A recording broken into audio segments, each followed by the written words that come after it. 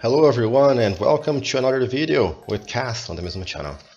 What I'm bringing you today can be considered a partial project or a component to a project.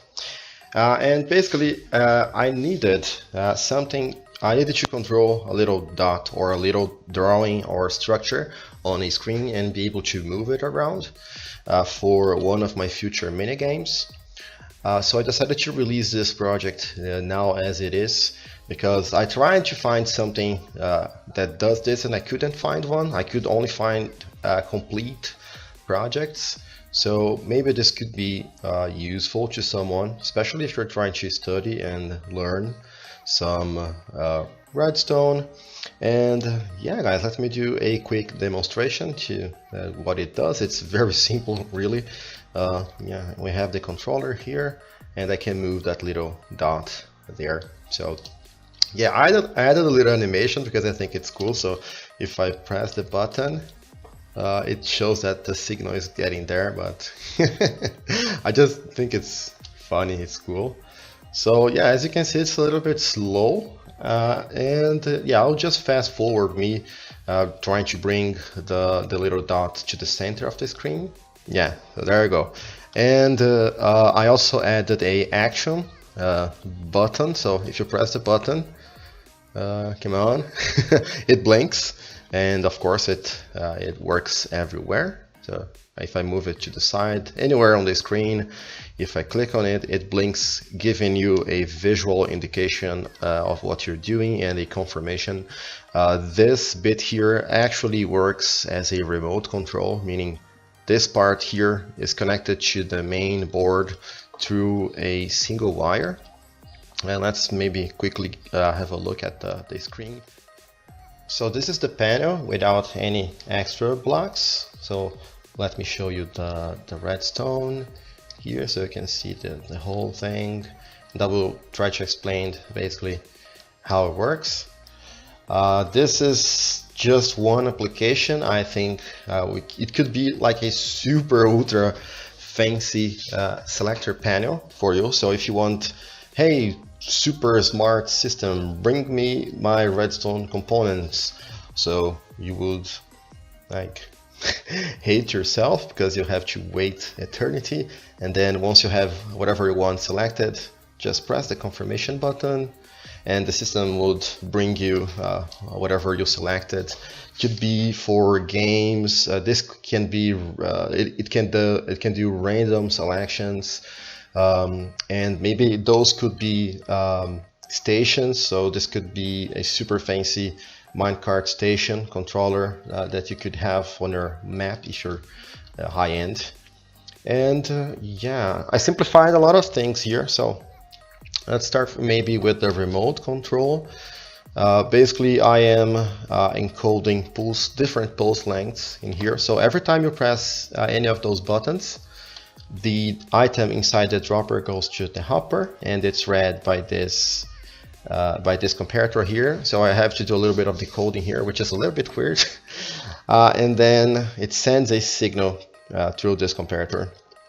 After a little while, that varies based on the button that you press. I kill the signal using this repeater, and then all the information is sent by a single wire, and this wire can be as long as far as you want. And then here we have the science circuit is a little decoder. I think it does the X, and this other green circuit here does the Y. As you can see here, all the lines are turned off except for this one, because this is where the cursor is.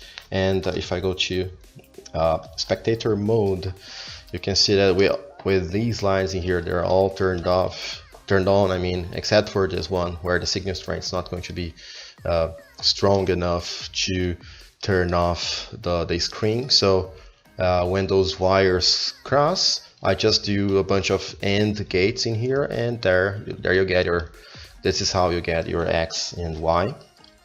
To move around, I designed some really interesting shift registers. I even made one that can shift around I mean, signal strength stuff, but I didn't have to use it here. I went with something a lot simpler. I used what I believe to be a counter. I'll try to explain how it works. And this counter was actually designed by Deco, because he made something a lot more complex than this when he was maybe 7 years old, because the guy is a freaking genius. And this is the counter designed by him. It's very useful. It's this yellow circuit here, and basically, let me show you. So well, maybe if I press this again, let me try to reset it manually. It's going to be better. Okay, so we have a signal strength of 0 here. You can look at the right side of the screen if you want to follow. And if I press this button once, it goes up to 1.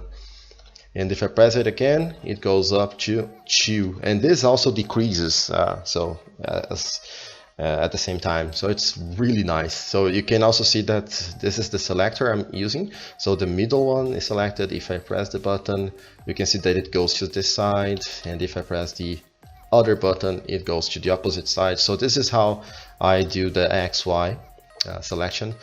Here I'm just subtracting 1 because of reasons, signal interference and every kind of crazy stuff. So I'm actually using a modified version of this super awesome counter. We can see that we need 2 comparators for each side, but I use a one that's a little bit smaller here, with only 1 comparator on each side. And the difference with this is that every time you activate it, instead of adding or subtracting 1, it adds or subtracts 2. And this is useful here because with the signal strength, you have to, if this is powered, I have to power this and this to power the next one. So it goes by increments of 2. This is why I modified the circuit. So yeah, the yellows, the orange circuit basically maps whatever the logic wants to a pixel. Black circuit decodes different pulse lengths. Since it's an AND gate to do the activation button that I just showed you guys, like the confirmation button, I use this red circuit, and it basically powers all the lines at the same time, which breaks the AND logic and makes the cursor blink no matter where it is. And hopefully I'm not forgetting anything here. And if I am, you can just ask in the comments. So I will make a separate video to show you guys the shift registers that I created, because they are super awesome. They're silent, they are bi-directional, and one of them can even work with signal strength, which is pretty awesome, very useful, all silent, all amazing.